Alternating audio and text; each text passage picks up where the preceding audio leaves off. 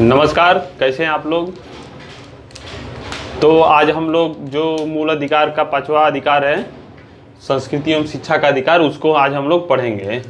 तो पढ़ने से पहले हम लोग देख लेते हैं कि अब तक हम लोगों ने क्या क्या पढ़ा है। तो सबसे पहले हम लोगों ने जाना है कि भारत का एक संविधान है और संविधान में 395 अनुच्छेद हैं, 22 भाग हैं और वर्तमान में 12 अनुसूचियाँ हैं।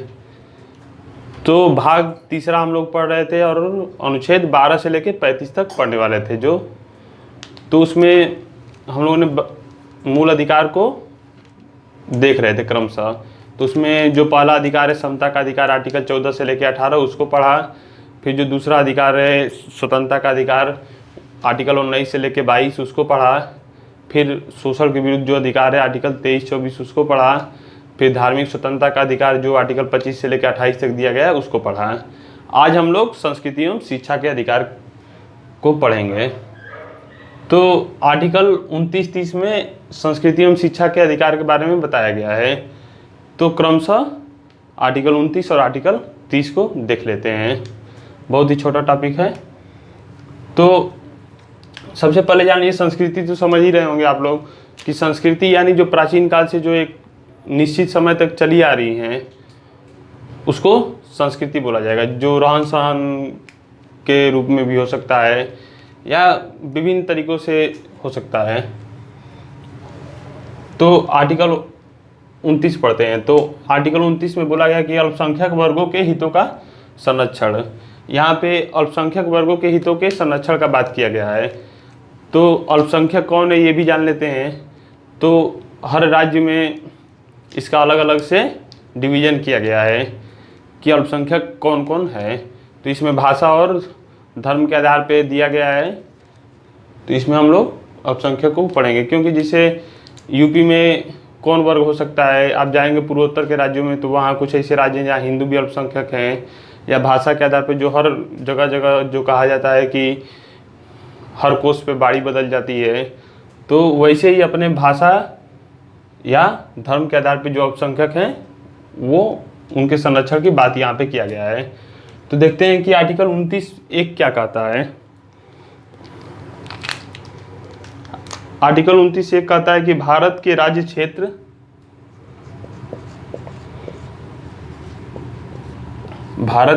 क्षेत्र या उसके किसी भाग में निवास करने वाले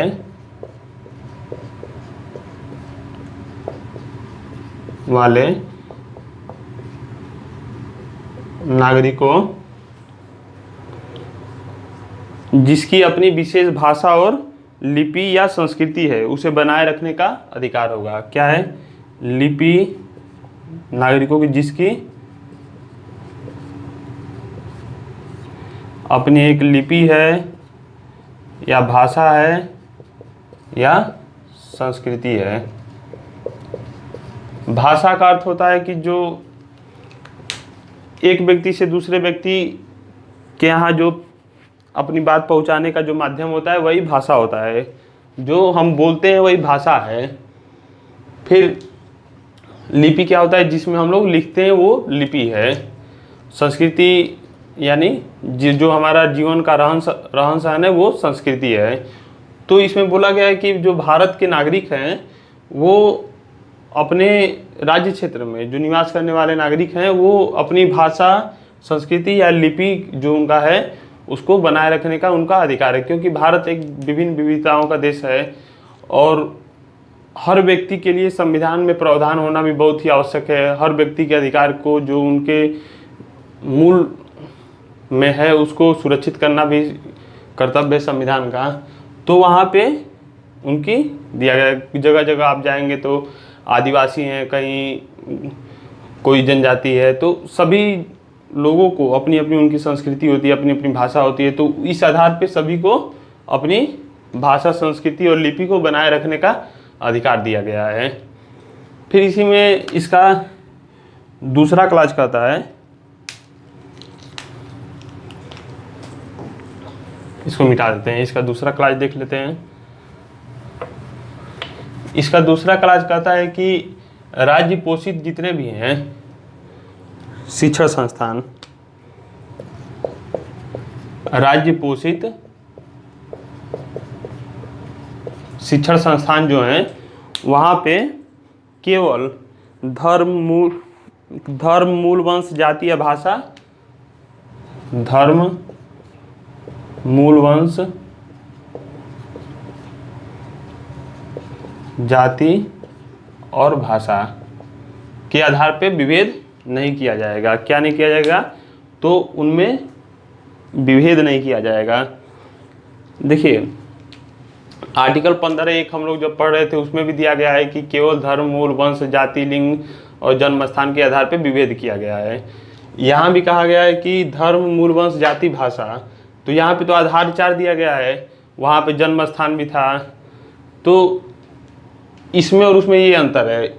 और जो आर्टिकल 15(1) में दिया गया है वो किसी भी चीज़ के लिए, केवल शिक्षण संस्थान के लिए नहीं है, लेकिन यह शिक्षण संस्थान की बात करता है। तो उसमें 15(1) में और इसमें अंतर ये है। तो इसमें बोला गया है कि आप जो राज्य पोषित शिक्षण संस्थान हैं वहाँ पे धर्म के आधार पे विभेद नहीं कर सकते कि आप इस धर्म के हैं और आपको यहाँ पे प्रवेश नहीं दिया जाएगा।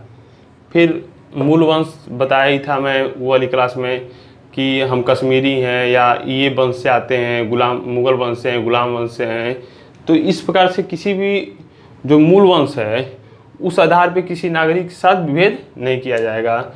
जाति है तो हर धर्म में अलग अलग जातियाँ होती हैं, तो उस आधार पे भी केवल ये जाति के लोग ही पढ़ेंगे, तो इस आधार पे भी विभेद नहीं किया जाएगा। फिर भाषा भी है, तो आप कहीं भी पढ़ने के लिए स्वतंत्र है। जैसे किसी विद्यालय में ये नहीं कहा जा सकता कि आप इस भाषा से आते हैं तो आपको यह पढ़ने का यहाँ पे अधिकार नहीं होगा, यदि वो राज्य पोषित है तो। ठीक, तो आर्टिकल 29 में इतना ही दिया गया है।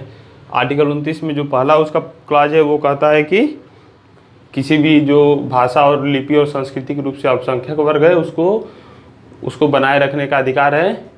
फिर धर्म, मूल वंश, जाति और भाषा के आधार पे जो राज्य द्वारा पोषित संस्थान है, शिक्षण संस्थान, वहाँ पे विभेद से निषेध किया गया है। ठीक, आर्टिकल 30 देख लेते हैं कि क्या दिया गया है। संविधान का यही उद्देश्य रहा है कि जो इसका उद्देश्य ये है कि समाज के जो निचले से निचला वर्ग है उसके यहाँ तक विकास और उसकी संस्कृति सुरक्षित रहते हुए आगे का विकास किया जा सके। तो इस आधार पे यहाँ पे प्रावधान विभिन्न तरह तरह के किए गए हैं। फिर आर्टिकल 30 में हम लोग देखते हैं कि यहाँ पे कहा गया है कि जो अल्पसंख्यक वर्ग हैं उनको शिक्षण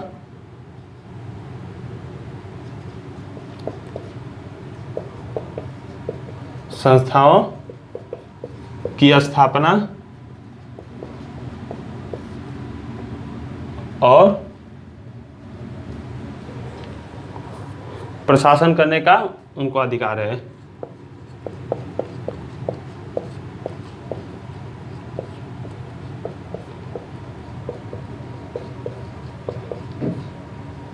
देखिए जो आर्टिकल 29 है वो केवल नागरिकों को प्राप्त है, वो हर एक नागरिक को प्राप्त है, लेकिन जो आर्टिकल 30 है वो व्यक्ति को प्राप्त है, नागरिक और नागरिक दोनों को प्राप्त है। तो यहाँ पे इसका जो पहला क्लाज है वो कहता है कि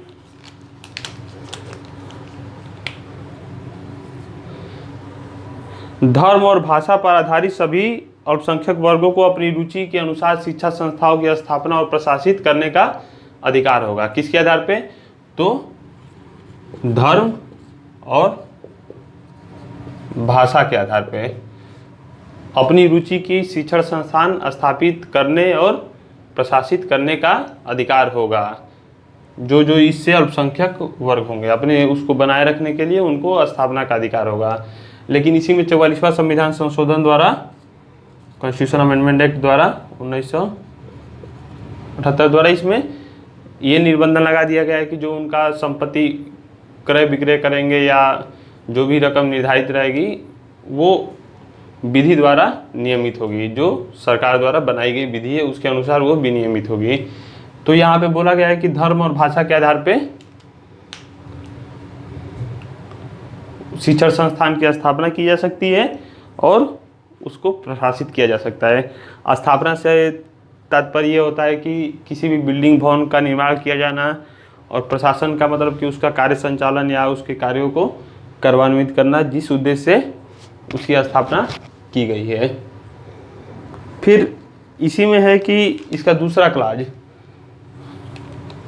30 का,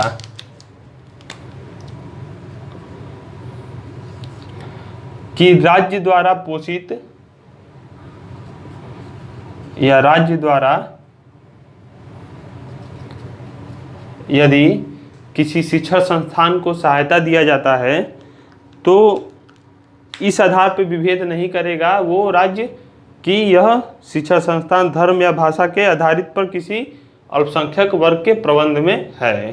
क्या समझे कि राज्य यदि किसी शिक्षा संस्थान को सहायता कर रहा है तो वो उसी के समान या अन्य तरफ से ये भी कह के विभेद नहीं करेगा कि यह शिक्षा संस्थान जो है वो भाषा के आधार पे है या धर्म के आधार पे अल्पसंख्यक वर्गों के प्रबंध में है। तो इस प्रकार से आर्टिकल 29-30 दिया गया है।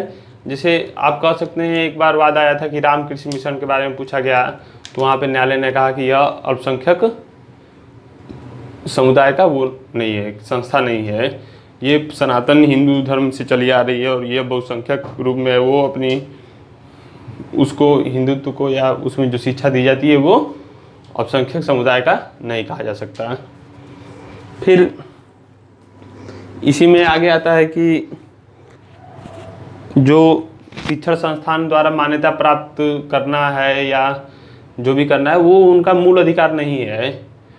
हर मूल अधिकार में एक युक्तियुक्त रूप से निर्बंधन लगाया गया है, यानी उस पर रोक लगाया गया है और यहाँ भी दिया गया है उसको। तो इस प्रकार से आर्टिकल 29-30 समाप्त होता है आप लोग का। इससे ज़्यादा कुछ इसमें पूछा नहीं जाएगा। तो बाकी अगले क्लास में हम लोग का मूल अधिकार का जो टॉपिक है, छठवां अधिकार, बहुत ही महत्वपूर्ण अधिकार है जो जिसे संविधान का आत्मा कहा जाता है, उसको पढ़ेंगे, संवैधानिक उपचारों का अधिकार। तो आज इसको रहने देते हैं यहीं पे, फिर आगे कल की पढ़ाई होगी। ठीक है।